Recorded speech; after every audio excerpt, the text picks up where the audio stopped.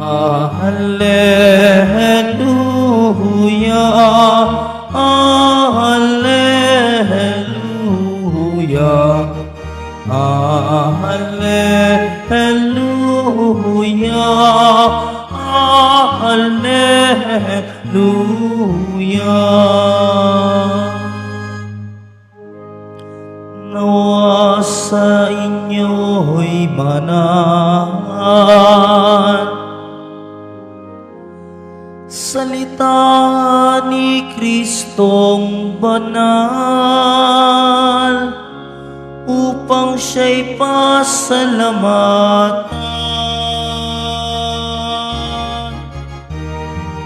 Alleluia, Alleluia, Alleluia, Alleluia.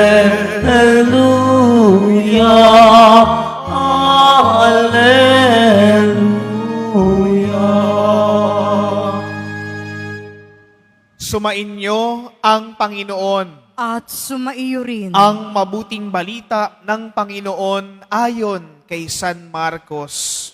papuri sa iyo, Panginoon. Noong panahong iyon, pumunta naman si Jesus at ang mga alagad sa Jerusalem.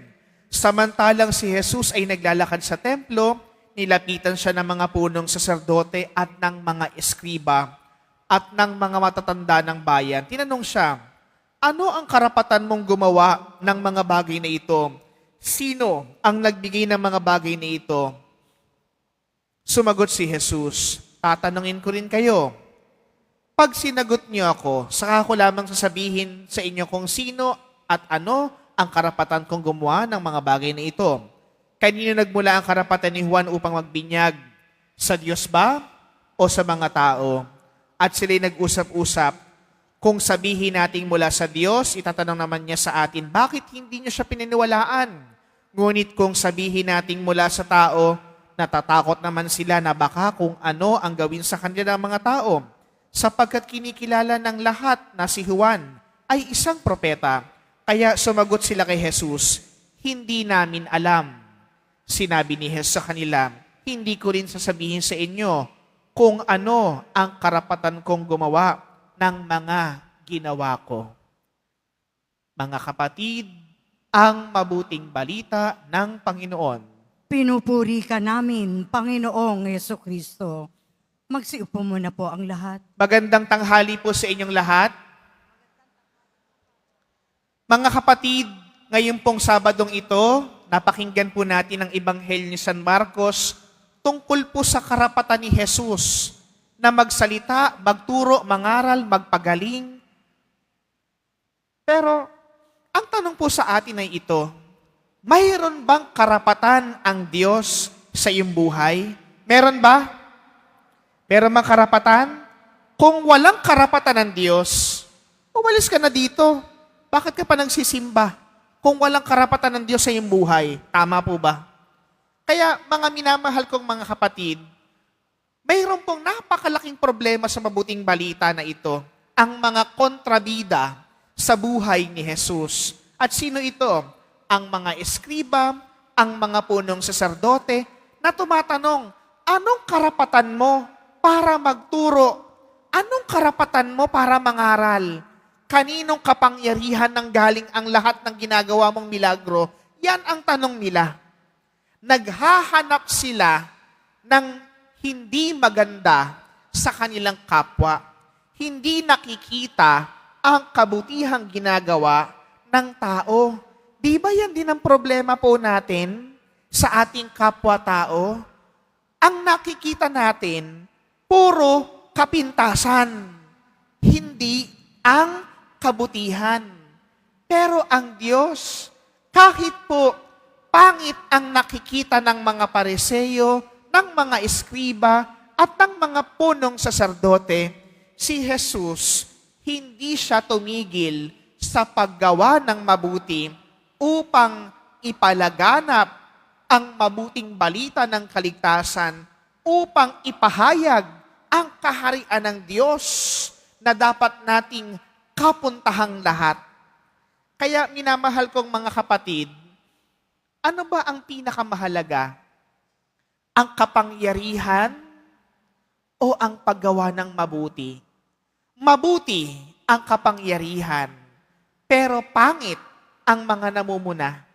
Ang kapangyarihan na binigay sa atin, gamitin natin sa tama at wasto at hindi sa paninira ng kapwa-tao.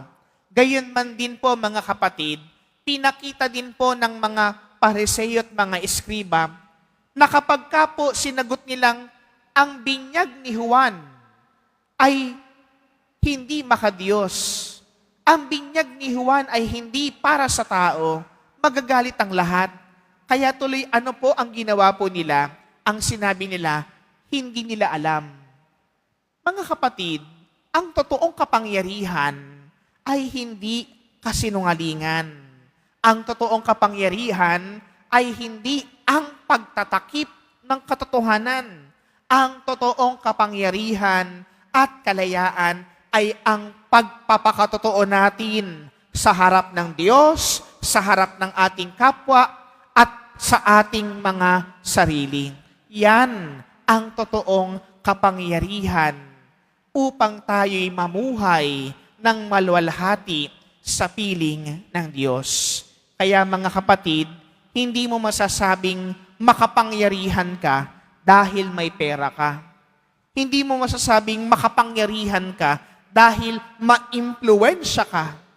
Hindi mo masasabing makapangyarihan ka dahil manipulado mo ang lahat. Ang totoong kapangyarihan ay pagpapakatotoo natin sa harap ng Diyos, sa harap ng ating kapwa, at higit sa ating sarili. Kaya minamahal kong mga kapatid, kung nagnanais tayo ng kapangyarihan dito sa mundo, tularan natin si Jesus. Ang totoong kapangyarihan at kalayaan ay ang pagiging totoo sa harap ng Diyos at ng ating kapwa-tao.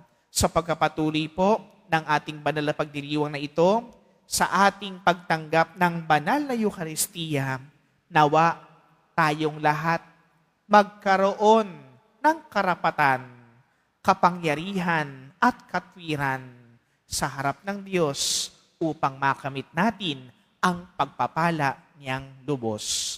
Sa ngalan ng Ama at ng Anak at ng Espiritu Santo.